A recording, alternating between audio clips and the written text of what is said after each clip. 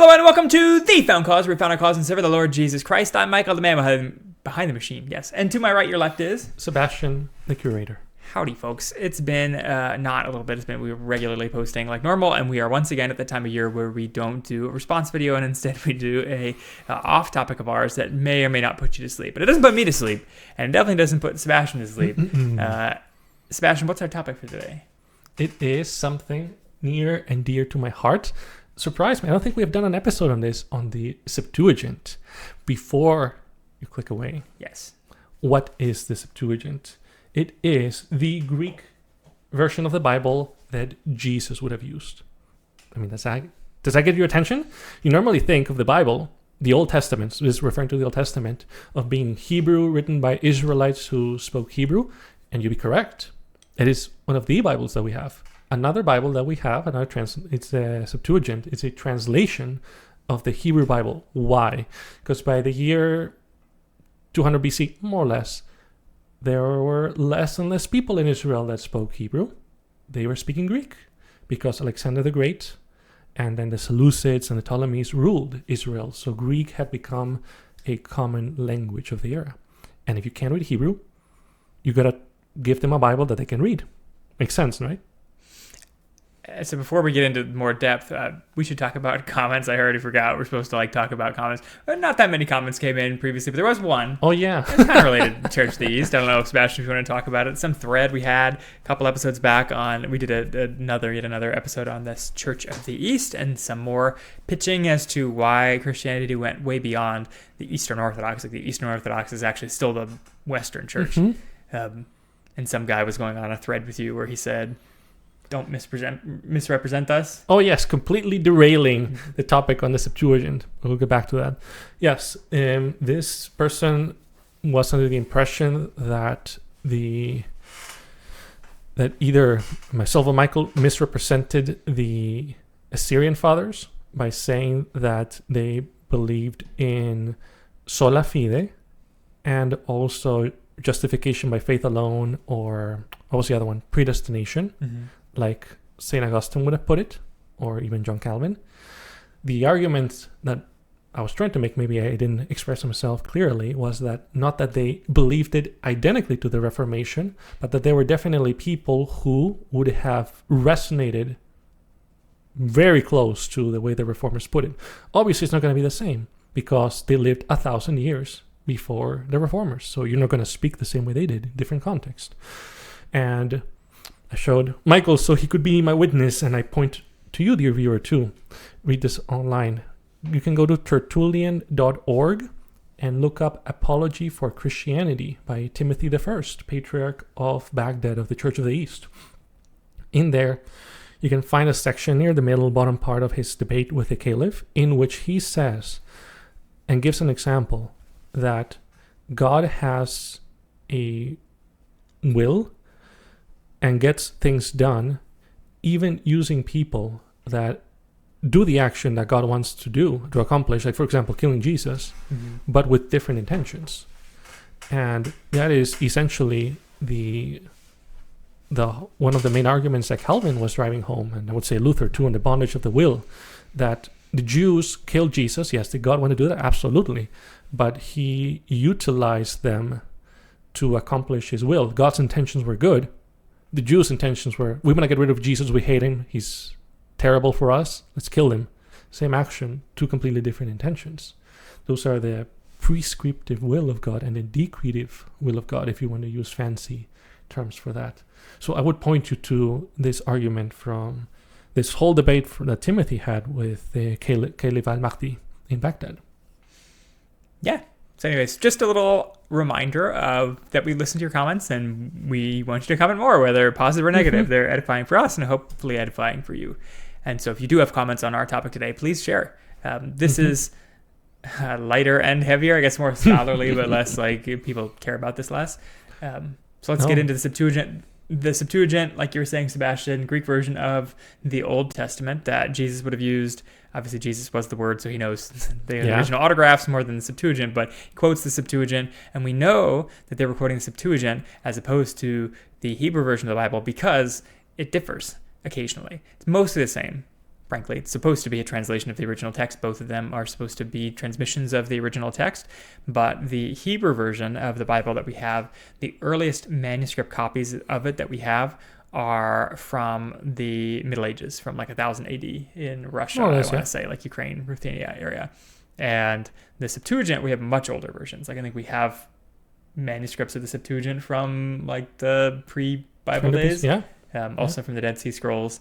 And so we have much closer to when they were written versions of the Septuagint than we do of the Masoretic text. And therefore, although it's not in the original language, because it's in Greek and not Hebrew, and so therefore, like somebody had to translate it at some point, it is a lot closer to the original transmission than the Masoretic text is. And so it could be more accurate, right? It could have parts of it that are more accurate. It could also have parts that are not as accurate because it was a translation, whereas the Hebrew is the original language. So your modern Bibles almost always use the Masoretic text as its base because it's in Hebrew, so we figure it's more accurate. And for the most part, we agree with that. But there are some variances in the Septuagint that are interesting. So that's what this episode is about. What are interesting variants that might actually be the correct translation? We just don't use them in our modern Bibles because it's kind of an obscure textual criticism line. Exactly. And to make it even more interesting for the audience, the New Testament often quotes the Septuagint, which is different than the Hebrew version. So then what would you do with that? We will get to it later. But just so you know that, especially in the book of Hebrews, ironically, uses the Septuagint more than the Hebrew Masoretic text. I think God has a sense of humor. Now, we're going to highlight 5 of, I think, the most important, or at least Sebastian thinks, but some of them I double down on thinking are the most important variances. So what you shouldn't take away from this episode is thinking that there's like a hidden Gnostic book that has all sorts of things, and maybe Jesus is an alien and has wives or something in it, or maybe we're allowed to, go Mormon. None of that is true. We're about to give you probably the 5 spiciest variants, and they don't change that much. One of them I think changes more than nothing, but like that doesn't change your whole world or your theological outlook. So you should not come away from this thinking we can't trust the Bible, because if the Masoretic text doesn't have it, the text has been preserved in the Septuagint, and vice versa. If the Septuagint lost something, the Masoretic text has it. We haven't lost the meaning of the text here. Yeah. And before we go to those top 5, I want to comment. That was the case with the book of Jeremiah.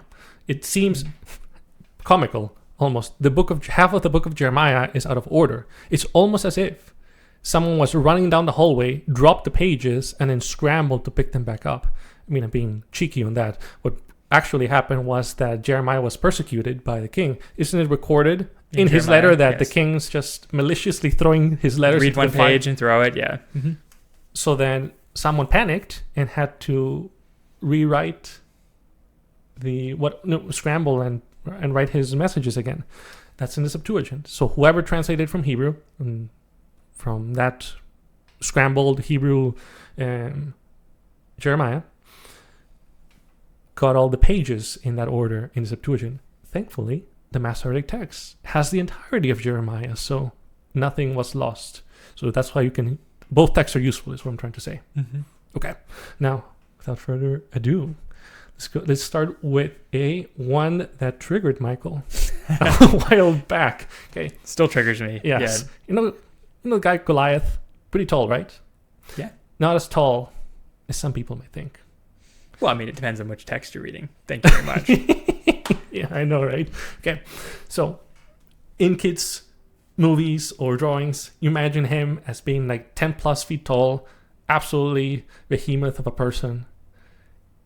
That's in the Hebrew Bible, he's labeled as being in feet 9, more or less, to 10 feet. Whereas in the Septuagint, the Greek Old Testament, he's closer to 6 feet 9 inches, 6'9", 7 feet. We'll call it 7 feet. And I remember your reactions like, "What? That is the saddest thing ever. He's just a normal dude at that point." Yeah, man. It's 6. In case you're wondering, the actual measurements used, it's Masoretic says 6 cubits and a span, whereas Septuagint says 4 cubits and a span. So you can see why it's like a 1 number difference here of how somebody's got it wrong. And a cubit is length from middle finger to elbow, case you're wondering. And obviously everybody's cubit is a little different, and so that's why there's like rough estimates of what this really means. But in any case, 6 cubits in a span is definitely different than 4 cubits in a span. It's a whole like 1.5 times 2 different. So yeah, I mean, being 7 foot tall is a lot lamer than being 10 foot tall. 7 foot tall is still big, and me and Sebastian were discussing the logistics of this because I was like, no, it can't be. 6'5" is so lame, and Sebastian's like, everybody was, shrimpo back in the day, and I'm like, well, maybe we're not like that shrimpo. They weren't like the little borrowers on the ground, elves, compared to the regular sized man. But the 2 other compounding factors of like getting an idea for Goliath's size besides his height is the armor he wears is 125 pounds. Again, another like amount we translate into pounds. And that's the same in both texts. And then his spear is described as like a weaver's beam, which is, thick wooden beam. Both of those things we were trying to debate if a regular large man could wear 125 pounds of armor and have a spear like a weaver's beam. And the answer is yes. Yeah, the answer is yes. The answer is yes. Medieval armor, these are all the things, in case you're curious. Medieval armor weighed about 50 to 60 pounds. Okay, so it's definitely heavier than medieval armor. But Sebastian was reminding me that old Bronze Age style armor is like a juggernaut. Yeah, you're like a Michelin man. Yeah. in very immobile armor. So it's possible that you wore 125 pounds. And we say that because modern militaries, the back rucksack for a Marine is maximally rated at 120. And so like it's reasonable to assume that with a full plate of armor, so it's distributed on your place a little on your body a little differently, you could be wearing 125 pounds of armor. You'd just be really slow, which is, how they fought back then. Yeah. At least the elites. Yeah, the kings. So that's possible for a big man. Obviously 6'7" is a big man. It's still a big man today, but it's just not like biblically large, you might say. And then a weaver's beam spear is big. A weaver's beam is like a little bit bigger than I can grip in my hand, thickness wise, and so it's a really thick spear shaft. But clearly it's like holdable by a human as well, or a 7 foot tall human at least. And so all of it is possible, and therefore I say it's possible that the Septuagint is right, and more convincing to me than just the Septuagint, because these number verses can be wrong, is that there is Hebrew versions of this text in the Dead Sea Scrolls that give the shorter height. Wow, wow, wow. And also Josephus, who's a Roman time writing guy, he also references the shorter amount, and he was probably using a Hebrew text. All the more, it's likely that the shorter height here is the correct text, at least by like corroboration standpoint, and which is sad because I like a good 10 foot tall Goliath. There you go. Not theology changing, just less fantastical. We just have to burn all those Bible kids books that are out there with abnormally large Goliath. And we should be abnormally short people. Yeah. Right. Okay. So that's a fun one. And then a spicy one. I didn't want to leave this one out because there's so many parts where they differ. Obviously, it's not theology breaking, and you can test this for yourself. But one that is significant is in Genesis, in the genealogies of the patriarchs.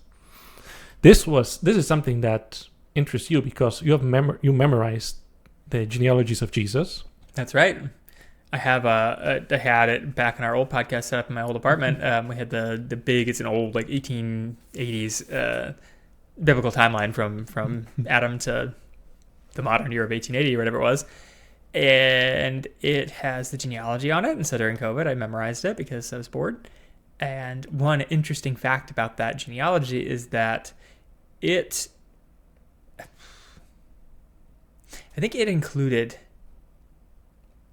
there's a guy like 4 steps down from Adam called Kenan, Kainan, however you pronounce it. Mm-hmm. And he is not in Genesis 11, like in the genealogy list that it gives in Genesis 11. He's not there. It skips from his granddad to his son. And Luke, though, when he quotes the genealogy of Jesus, he goes, it is Luke, right? Not Matthew. Yeah, Luke. Yeah, Luke goes all the way back to Adam. Whichever one of the gospel writers goes all the way back to Adam, I think it's Luke, goes and grabs Canaan. He includes this guy, whereas Genesis does not. And the Septuagint includes Canaan when Genesis, in our Masoretic text of Genesis, does not. And so that's interesting. So we missed like a whole person there, which these people lived forever, right? They lived 900 years. So when you miss a 900-year guy, it's like a big deal, because they have they have babies like 130, 300 years into their life. So it's not a full 900-year gap. It's more like a 300-year gap, but still that's a long time. 300 years is a long time. Mm-hmm. And even more than that, yeah, all the post-flood guys. So that's one missing in the Masoret, supposedly missing, but probably missing considering Luke quotes him too, Canaan being there. But the bigger time difference is after Noah, the Masoretic text reports a lot shorter lifespans than the Septuagint does. And so overall, between Canaan being missing in the pre-Noetic days and then these shorter lifespans in the post-Noetic days, there's 1,386-year difference between the timeline of the Septuagint and the Masoretic text. Meaning, if you grew up being obsessed with biblical timelines like I did, and how they compare it to like fake secular histories and all that, we have 1,386 more years to work with in the ancient day timeline, which is a huge deal, specifically around Egyptology. Oh, yes. And that's like one of the bludgeons I think used against conservative Christians, as far as history goes, is that Egyptian timelines are very well studied, and they are still kind of mixed up. There's still like pharaoh timings and dynasties that are wrong and off, and that's a whole subject for itself. But the Bible's timelines here are hard to work with what we see in like when the pyramids were built supposedly, and when we date things and the timings of pharaohs. And the more we're translating cuneiform from like finds in Nineveh and other things like that, we're getting a much clearer picture of the political landscape of the Middle East, which is great. And all of that is lining up with a lot of the Bible, but it lines up with the Septuagint timelines instead of the Masoretic. And so I appreciate that we could have a 1,386-year gap to push things back, because that would line up more with what we are finding as archaeology continues to evolve in the space. And so I think that's very important. Does it change any theology? No, but I feel like it's very important for like Genesis apologetic style things. So 100%. I find this fascinating. 100%. On the note of apologetics, though, seeing how it lines up with the genealogy that Luke presents, adding that extra person, Canaan, it suggests that he might have been using the Septuagint. Yep. Right? So that's in itself interesting. But then also, I don't know if we've reviewed this on one of our episodes on Judaism, but there is a Jewish argument that Jesus cannot be someone in the order of Melchizedek if you read the book of Hebrews, because Melchizedek is actually Shem. Yes, good memory. This is kind of an odd one because I don't even know that it's that good of an argument, but historically it was something that Jews used. I don't think they really do any of this today because they've given up on apologetics altogether. I don't blame them, but an old Jewish complaint specifically about the book of Hebrews, because the book of Hebrews is like the most pointed apologetic against Hebrews, pro-Christianity in the Bible. One of the arguments in Hebrews is that it's okay that Jesus is the high priest, even though he's not in the line of Levi. He's not a Levitical Aaronic priesthood, because he's not even supposedly. He's supposedly from the line of Judah, right? That's like his whole claim to kingdom. And yet he's a priest. How is this reconcilable with God's law? Well, Hebrews argues that just like the Genesis priest Melchizedek, who comes out of nowhere and blesses Abraham, clearly is a valid priest, and Abraham receives the blessing, and it's all fine, even though Melchizedek is not Levitical. So too is Jesus like Melchizedek. He's not in the order of Aaron. He's in the older, more ancient order of Melchizedek, where he can come from just God and be valid priest. And the Jewish apologetic goes, that's a false argument because we know who Melchizedek was. Melchizedek did not come from nowhere. He was Shem, blessed son of Noah, the one that is in the line of the Jews, Shem. The origin of the word Semite, the Shemite, the anti-Semite, if you've ever heard it. Anyways, Shem. But the only way that works is if Shem is alive during the time of Abraham. And so if you use the Masoretic text and you're reading the regular Bible, Shem just barely overlaps with Abraham. Maybe suspiciously barely overlaps with Abraham because the Septuagint has him long dead by the time Abraham comes, 600, 700 years prior to Abraham coming. And so motives suddenly arise, like some of these things are like, oh, whatever, somebody missed a 6 for a 4 in Goliath's height. Not a big deal, and very likely just a total mistake. The systematic changing of the ages post-Noah is very odd. It's like a lot of systematic number changes, so something has happened here.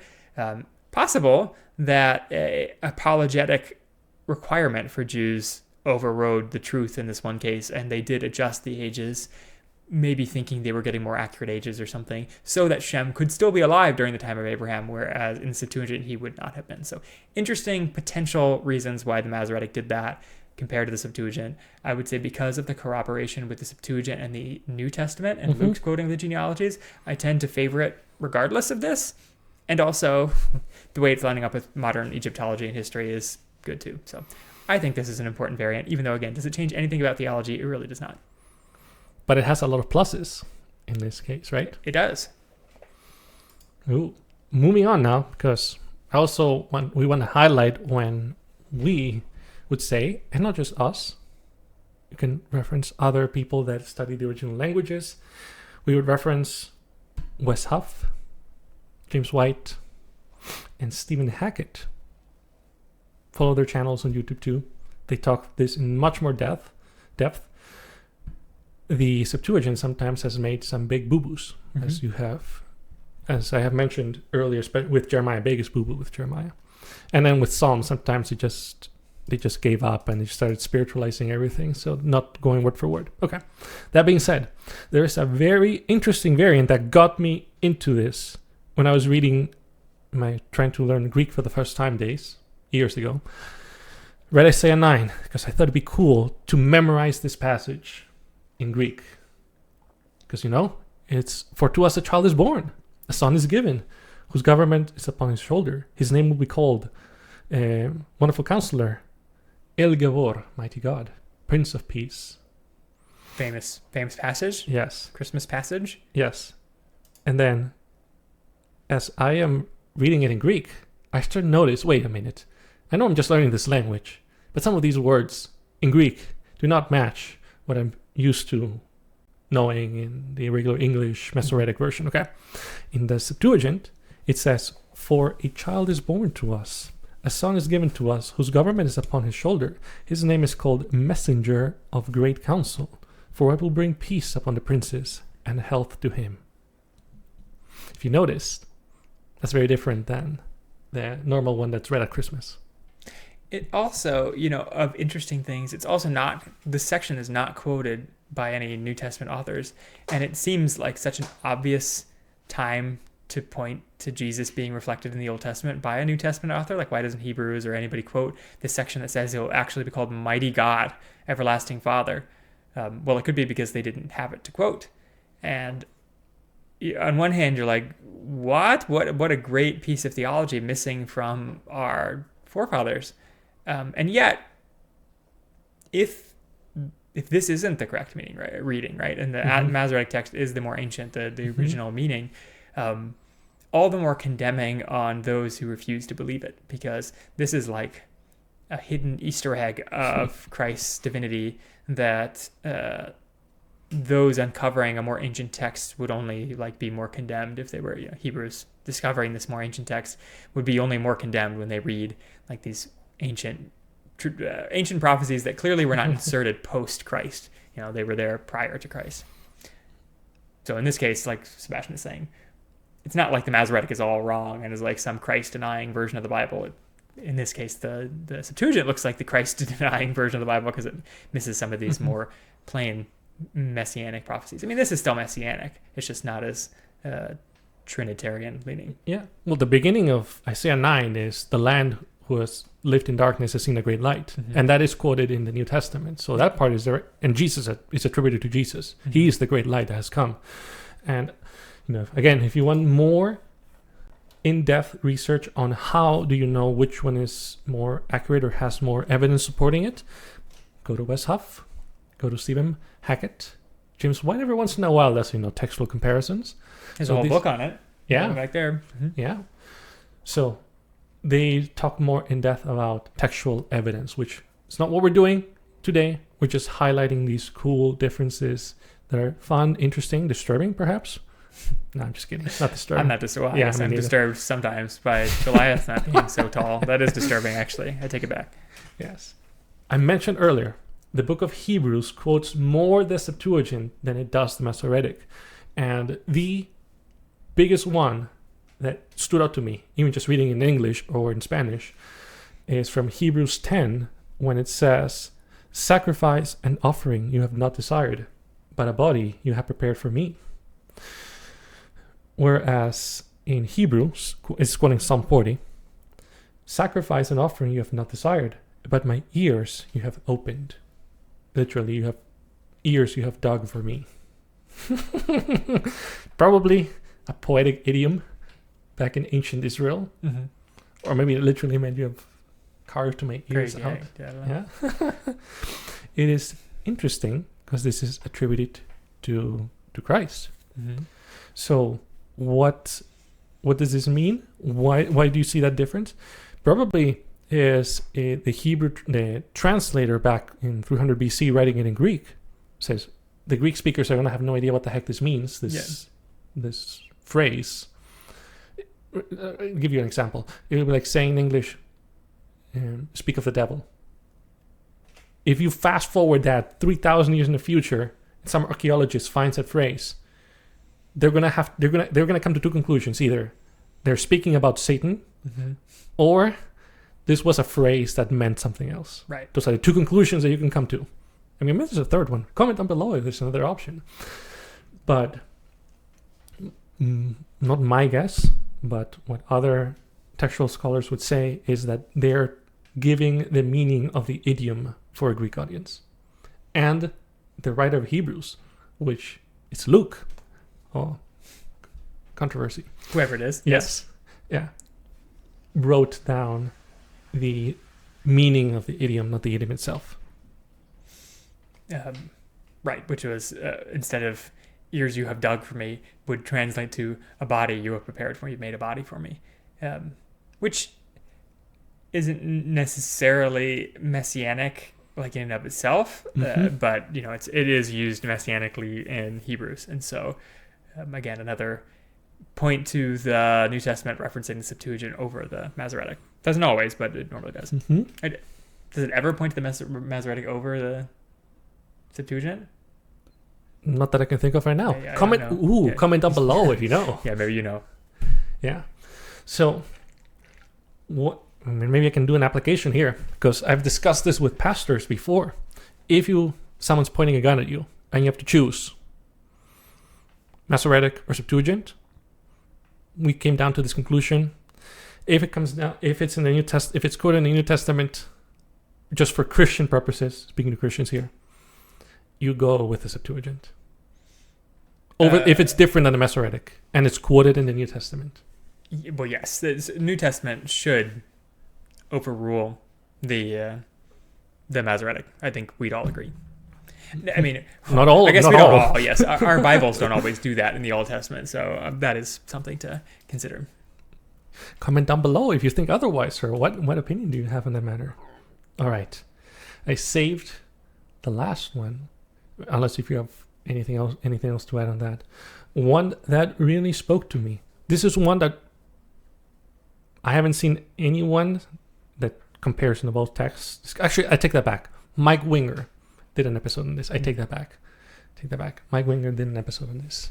And Shout out to Mike Winger. Yeah. Good YouTube channel. Yeah. Great pastor. Even if he has some trouble with Calvinism. Yes. We're all brothers. Yes. Lots of love sent his way. despite his errors. He did this episode on a moment I really needed to hear this. So this was very, very touching for me. Job chapter 9 in verse 8. Let's see if it has the Hebrew. I want to reference the Hebrew first. Yeah, it talks up. I'm just going to paraphrase. It talks about God stretching out the heavens. This is in Hebrew. And then he tramples the waves under his feet. Mm-hmm. Okay, pretty normal. Okay, sounds God. He talks about God being powerful, mighty. Okay, great. Now, the Septuagint, though, the Greek version says, so he stretched out the heavens and walks on the sea as if on solid ground. Now, Michael, who else walked on water as if on solid ground? Multiple Peter. times. No, only once. The Lord Christ, obviously. We all know Jesus walking on water. So, a reference, perhaps, right? Like, Jesus walking on water is pretty famous back then, too. It's not like it's some modern review of Jesus, like one story we've highlighted.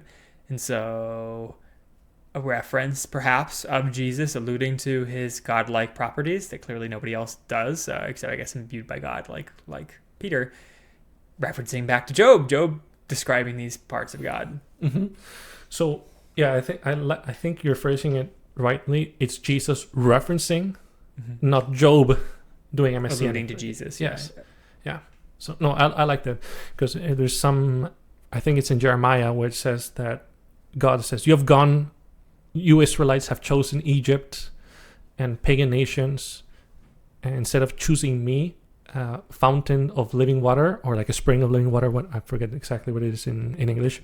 Again, probably should read it in English for consistency, not in Spanish. But hey, and then Jesus, when he's speaking to the Samaritan woman at the well, he refers to himself as living water, the fountain of life. Mm-hmm.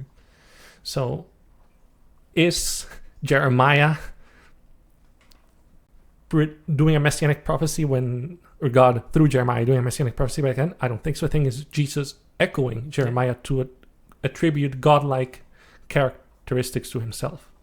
And in that case, to a Samaritan, which would have been like exactly Jeremiah's time split between the Samaritans and non-Samaritans. So a very pertinent reference to his audience there. I did not catch that. That's really good too. Mm-hmm. Wow, we learned so much today. Yeah. So this one was definitely one that I found really cool. And to me, I would see the Lord Jesus echoing what was said in Job and demonstrating it before his disciples in the middle of the sea. Yeah, no, I guess both, like the Hebrew one isn't so far off on this one, as that he tramples on waters, and I guess similarly, like Jesus is trampling waters, but the Septuagint here makes it all the more clear that God walks upon the waters as if on dry ground, which is like what Jesus is described as doing. So that's cool. Mm-hmm. There are many, many more. Can even go to Psalms when it says, "It pierced my hands and feet." We're going to say, if there's interest, we'll go over other ones in the future. Comment down below if there's something that interests you or would like to hear more about. In the meantime, as I mentioned, pointed great sources: Wes Hoff, Stephen Hackett, James White, Mike Winger sometimes does, apparently, episodes on Masoretic versus Septuagint. So check out those channels too for more information. This is all that I have. Is there anything that you wanted to add? Well, I should ask you some obvious questions here, Sebastian. So if I'm sitting as a member of our audience and I'm saying, well, it sounds like the Septuagint is like the true Bible versus the Masoretic, with a few exceptions, should I be reading Greek? What would you say? Well, yeah, you should do that anyway, because the New Testament is in Greek. So yes, do it. I encourage everyone to read Greek. You should read both. You should read. I don't think I'll ever do it. Is why I'm sitting here going, yep, Greek. You should have the normal, in English, fine, Hebrew Bible translated into English on your right hand, and then as cross-reference, the translated into English Septuagint in your left hand. Because the Bible was originally written in Hebrew, that has weight. Linguistically speaking, not even just putting the Bible, the fact that it's the Word of God and all of that, just for any linguist, that has a lot of weight. It's original language, even if it was written 1,000 years after the fact, the Masoretic. Actually, I take that back. The Dead Sea Scrolls in Hebrew from 200 BC? So mostly match the Masoretic, not the Septuagint. Yeah. Which is why it's not foolish to keep the Masoretic around. Yeah, of course. Of course. But then people like Josephus had a Hebrew Bible that we don't have that matched the Septuagint. So it's complicated, sure. So my practical advice of how I read my Bible, again, I've used the Hebrew one as the main one in English or Spanish, and then I have as reference, just for fun, the Septuagint to cross-reference and see, are they different? Are they the same? If it's significantly different, great. That's something that you can dive into for yourself, because I'm sure you're not the first person to have discovered this. And if you are, probably should write a paper on this, because there's a lot of interest now in the Septuagint, which is great. And I will say, for your average Joe, I don't really care to learn Greek, as you just heard me say. And so I think Sebastian is particularly gifted in language, and so is Westhoff and James White and all these guys that are like elite scholars. I would say it's good to know your Bible, your study Bible, the footnotes, almost always reference the LXX variants. LXX is just an abbreviation for Septuagint. Don't ask me how they get there. But if you ever see LXX being referenced, that means the Septuagint, means the Greek version of the Old Testament. And so know that your study Bible probably has it in the footnotes. And so do you need the full Greek text on your left hand? I don't know. I mean, if you're skilled, do it, right? And I think you will get more out of it, like Sebastian is saying. You sure will. If you are but a mere mortal, I would say note that your footnotes might be extra useful, because sometimes a footnote you're like, yeah, whatever, this is like clearly John MacArthur's study Bible trying to tell me something about the end times that I don't need to hear. But the LXX, the Septuagint, is often something worth reading, at least to see the variant. And if more, for those who don't read Greek, you can go to like Blue Letter Bible or some of these things where you are trying to get the Greek and like get it translated directly or get all the variants of what it might mean into English. Look at the Septuagint too if you're like really examining a text, because it may shed light on something entirely new, because it may have like new words in it. Yeah, that's what I would like practically get out of this, is that these are some of the biggest things you can get out of Septuagint. So there's probably not going to be something bigger than this. However, if you are doing in-depth study on a text, you should probably check the LXX as well. Which means 70 in Roman. I should have clarified that earlier. And what does that have to do with Septuagint? Septuagint is 70. Yeah, it's the word 70. It's from like the 70 quote-unquote translators that did the translation. And that's why it's called the Septuagint? Wow, I'm learning things today. Okay, Septuagint, called that because it's 70 translators, and there you go. That's why it's LXX, the 70. Neat, we should open with that. Goodness. All right, I'm learning. We all learn. And that's why we have found our cause in serving the Lord Jesus Christ, who never has to learn. He just teaches us everything. I've been Michael, the man behind the machine, and to my right, your left has been Sebastian, the curator. If you want to see the rest of our episodes, you got to go to iTunes or Spotify and subscribe there. We're also on YouTube and Facebook, so leave us a comment, drop us a like, drop us a hate comment, say, I'm Septuagint all the way, baby. No Hebrew for me. Keep the Jewery out of Christianity. And we'll kindly direct you to Joel Webben, who has perfectly suited ministry for you. We're also doing totally different episodes and topics than this all the time, so if you were bored by this and you instead want to see us own some libs, we'll probably do that next episode, so stay tuned. Any closing thoughts, Sebastian? Yeah, or you could just be Eastern Orthodox and just like the Septuagint. You don't have to be anti-Semite like Joel Webben. You're right, you don't have to hate the Jews to love the Greek. It's true. Yes. We can love both. Mm-hmm. All right, until next time, bye. Bye.